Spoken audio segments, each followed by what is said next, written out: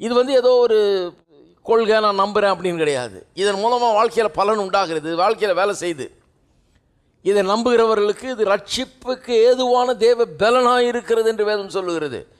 சுவிசேஷம் என்பது ரட்சிப்புக்கு ஏதுவான தேவனுடைய பலன். ரட்சிப்புனா எல்லா கேடுகளிலிருந்தும் உங்களை விடுவிக்கக்கூடிய பலன் இதில் இருக்கிறது. நீங்கள் கேட்டுக்கொண்டிருக்கிறது வசனத்தில் இருக்கிறது.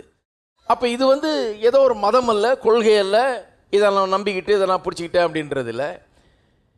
இது நம்முடைய வாழ்க்கையில் பலன் கொடுக்கக்கூடிய ஒரு காரியம்.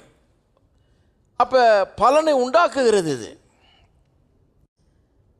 இருதயத்தில் வசனம் விதைக்கப்படும் போது அதன் மூலமாக பலன் உண்டாகுது. இன்றைக்கு கிறிஸ்தவ மக்களுக்கு சொல்லுகிறேன், நான் இங்கே வந்திருக்கிறது பலன் உண்டாகுன்னு தான் வந்திருக்கீங்க. நீங்கள் சும்மா கோயிலுக்கு வந்துட்டு தலை காட்டு போகணும் வந்தீங்க, பாஸ்டர் திருப்திப்படுத்தி போகிற வந்தீங்க, இல்லை கடவுளுக்கு அட்டண்டன்ஸ் கொடுத்துட்டு போகிறதுக்கு வந்திருக்கீங்களா? சிலர்